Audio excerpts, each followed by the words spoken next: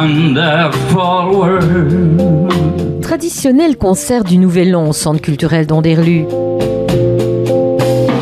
colors of the rainbow, so pretty in the sky.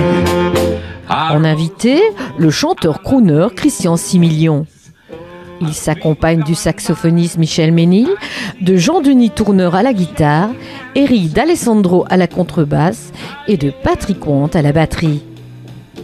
Ce groupe est né aux alentours donc de début 2023 et le projet était de faire un répertoire axé sur les chants de Noël, mais chants profanes, c'est-à-dire ceux qui sont joués dans les comédies musicales à Broadway et de les arranger en jazz. Donc ici, pas de chants d'église, je vais dire, dans le programme. Later on, we will conspire as we dream by the fire to face unafraid the plan that we've made, walking in the winter wonderland. Au programme de la soirée, un beau florilège de chansons profanes populaires, revisitées à la manière jazzy.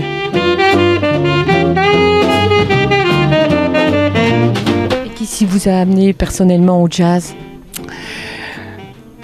L'écoute musicale imposée très gentiment par mes parents tous les dimanches midi quand nous mangeons ensemble. J'avais Louis Armstrong, j'avais Ella Fitzgerald et bon, c'est resté quelque part. À un moment donné, il y a évidemment une petite révolution comme tous les adolescents, puisqu'on dit non, ça c'est pas de la musique. Nous, la musique qu'on aime, c'est les Beatles, les Stones, etc. Donc on s'éloigne et puis il n'y a rien à faire, c'est rentré dans la tête et ça revient. Et c'est bien revenu.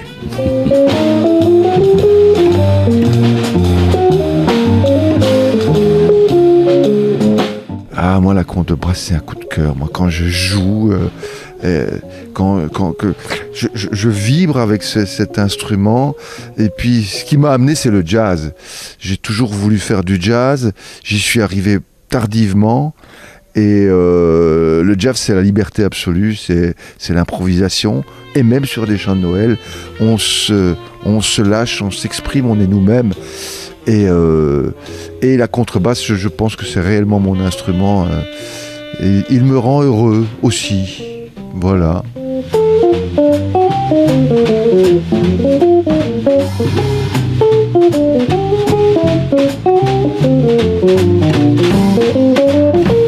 Je joue de la guitare. Donc, il y a l'instrument qui va apporter cette couleur assez chaleureuse que l'on retrouve dans la plupart des albums de Noël, notamment des grands crooners américains comme Frank Sinatra, Diana Krall, Dean Martin et bien d'autres.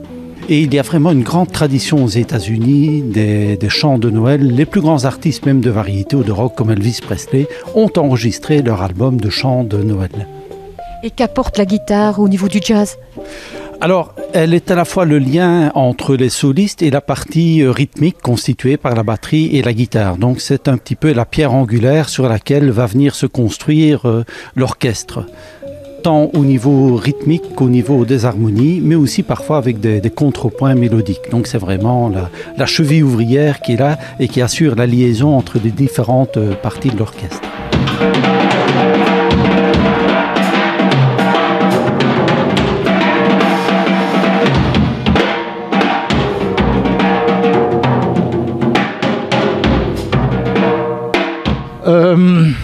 D'abord, quand j'étais jeune, je voulais jouer le piano, mais j'ai vu mon pote, et il avait une guitare, il jouait le pop, il y avait un batteur, et j'ai dit oui, ça c'est mon instrument. Et dès ce moment-là, mes études à l'école, c'est comme ça, et j'ai étudié à New York pendant 2 ans, donc je suis resté à la batterie. Je suis amoureux de la batterie, c'est tout. Even though it's breaking,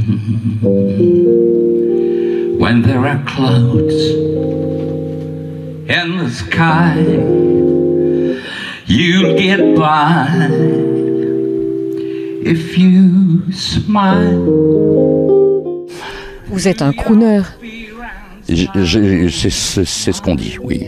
Donc j'ai une tessiture de crooner, donc c'est la même tessiture pratiquement que celle de Sinatra, peut-être avec un peu moins de talent et beaucoup moins d'argent, mais mais non, oui, c'est une tessiture de crooner, oui. Et qu'est-ce qu'un crooner ? Alors, to croon a tune, en anglais, ça veut dire interpréter une chanson. Donc, si vous montez sur scène et que vous n'y mettez pas votre cœur, votre âme et tout ce que vous avez vécu, il ne faut pas monter sur une scène. Et c'est ça, un crooner. Une chaude atmosphère dans les frimas de l'hiver qui prolonge un peu les festivités de fin d'année et la douceur de Noël.